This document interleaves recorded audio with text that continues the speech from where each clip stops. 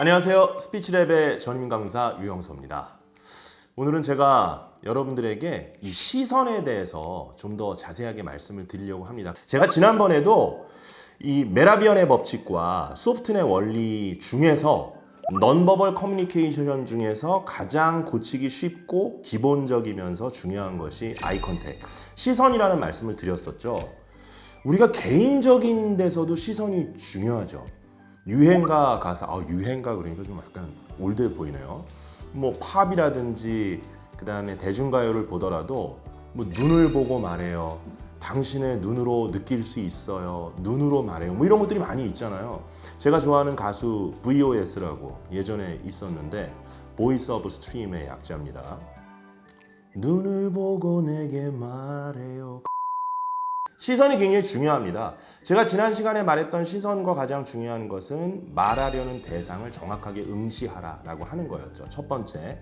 그런데 가끔 저한테 물어보시는 분들이 많이 있어요. 어디를 주로 봐야 되느냐?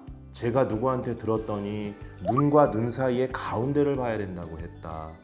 눈을 너무 많이 쳐다보면 부담스러우니까 콧등을 보라고 말했다. 어떤 분들은 또 좀 멀리 있을 때는 인중을 쳐다보는 게 편하다 이렇게 말씀하셨는데, 글쎄요, 제가 보기에는 어디를 쳐다보든 눈이 좀 아프실 거래요. 그냥 결론을 내리자면 굳이 어디를 정확한 포인팅을 짚지 말고 그냥 그 사람을 쳐다보고 있다라는 느낌을 줘라. 다른 데를 보지 말고 그냥 그렇게 해석을 하시면 되셔서 눈을 좀 쳐다보다가 눈이 좀 피곤하고 아프시면 눈의 사이를 좀 보셔도 되고요. 약간 부담되시면 또 중간 쪽, 코 밑에 쪽을 보시면 되고, 그렇게 지향한다, 내가 너를 쳐다보고 있다라는 것을 알고 계시면 되겠습니다.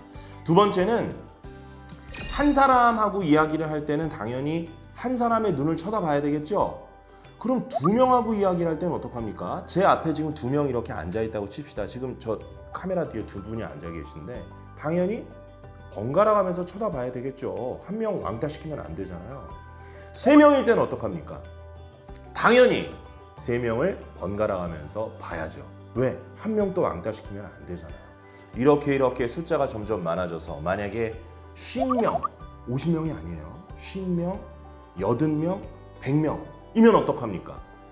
저는 야외에서 행사를 주로 많이 봤기 때문에 뭐 3,000명, 10,000명, 또 이렇게 그랜드 볼룸에서 보다 보면 더 많은 인원들이 이 객석에 이렇게 앉아있게 되는데, 그럼 그럴 때는 어떻게 눈을 맞춰야 됩니까? 일일이 한 명 한 명 다 눈 맞춰요? 그러다가 눈이 병날 것 같아요. 돌아갈 것 같아요. 제가 방금 전에 몇 명까지 얘기하고 숫자가 확 뛰었죠?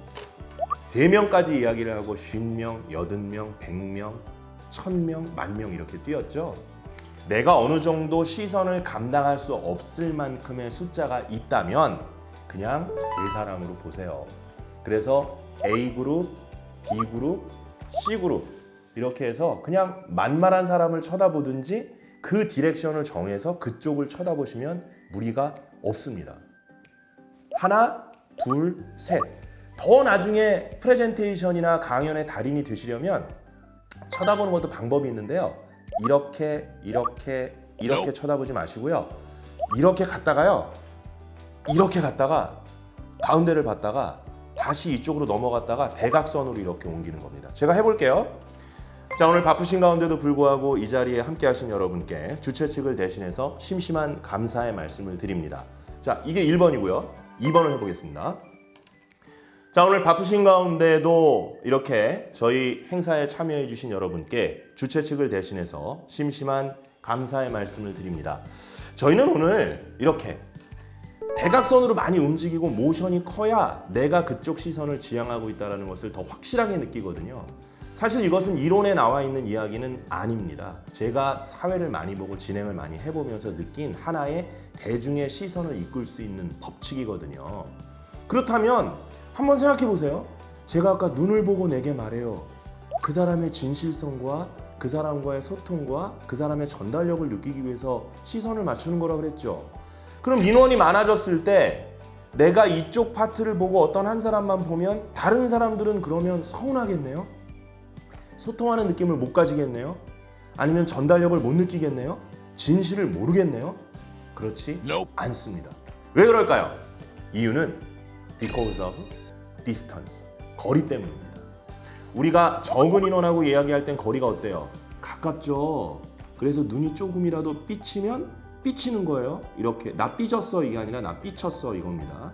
조금 삐쳐나가면 금방 티가 나잖아요. 그러나 인원이 어느 정도 많은 상태가 되면 반드시 무대가 생기고 객석이 생기죠. 거리가 멀어집니다. 그리고 더 중요한 것은 높이가 달라집니다. 주로 발표하는 사람은 높은 곳에서 아래쪽을 내려다보게 되죠. 그러면 그쪽으로 지향하면 다 나를 쳐다보는 것처럼 느낍니다. 그래서 너무 많은 사람들이 있을 땐 시선에 대한 부담을 느끼지 말고 세 그룹으로 생각해서 그 중에 한 디렉션 방향을 설정해서 쳐다봐도 충분히 집중력을 느낄 수 있다라는 것입니다. 그래서 오늘 시선에 관련된 법칙은 두 가지만 기억합시다.